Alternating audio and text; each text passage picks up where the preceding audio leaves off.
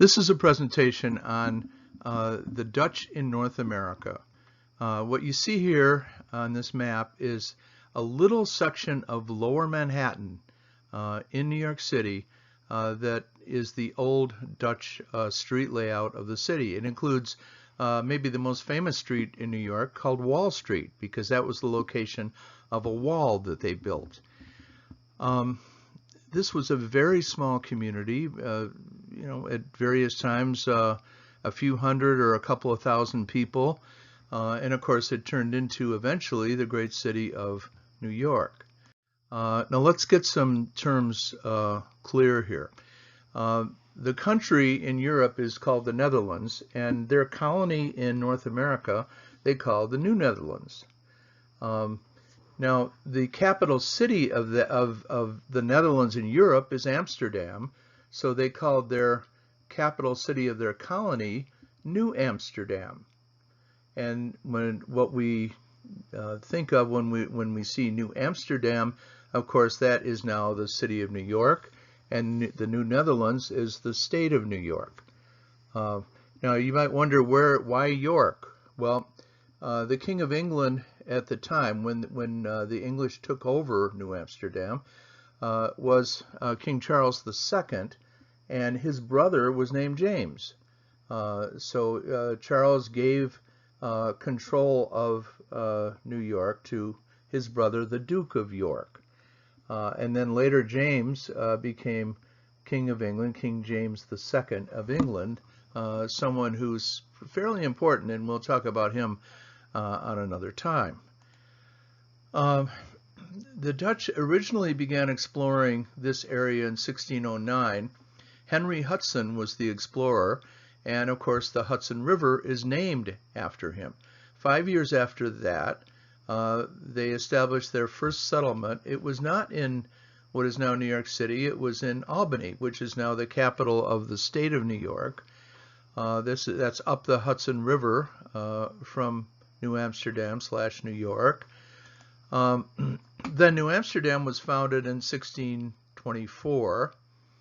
The English took it over in 1664 and renamed it New York. There was some warfare that went on back and forth between the two countries, but with some minor exceptions, this was now an English colony. And that was especially important to the English because they had colonies in the north, such as Massachusetts, Connecticut, Rhode Island, and colonies in the south, such as Virginia, Maryland, etc. And this allowed them to get rid of the gap between their two colonies, so they could have one continuous stretch of land between north and south in their colonies in North America.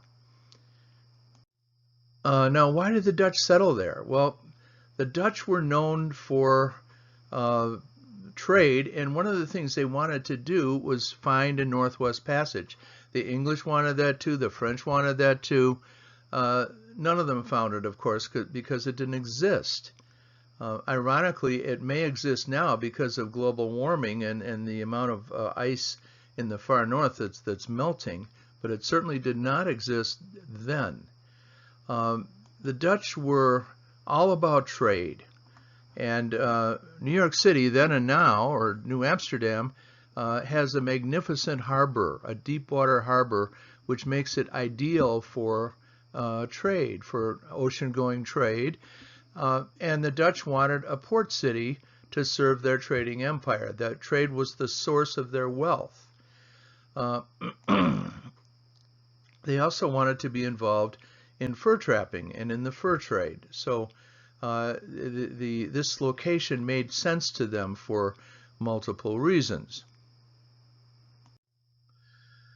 Now, even today, even though the Dutch haven't been there for since 1664, there are still similarities between New Amsterdam and New York City.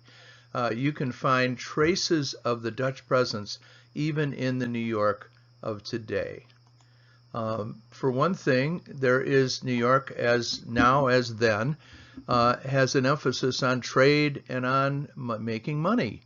So Wall Street, one of the original Dutch streets, of course, is the center of the financial industry and the stock market in the United States.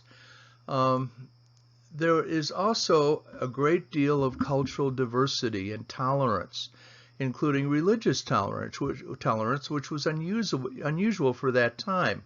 For example, Jews were accepted in New Amsterdam, as were Catholics, and this was very unusual. They were an open society, and they practiced what they preached. People living there came from many different places, as is typical of port cities, and that is still true today. If you walk the streets of New York, even now, you will see an enormous diversity of people from all over the world. You can go to restaurants that serve the cuisine of many, many different cultures.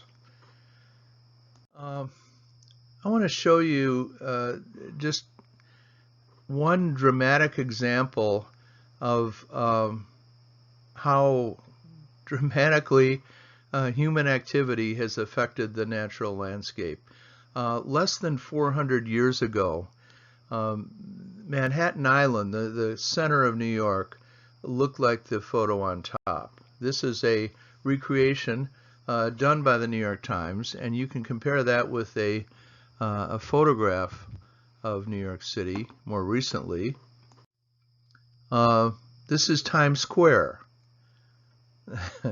A bit of a difference. This is Manhattan again, before settlement, and more recently. And here's a split screen that gives you another image of the same thing. So this will be a brief presentation, but I wanted to give you a sense of another major player in North America, in addition to the English, the French, and the Spanish.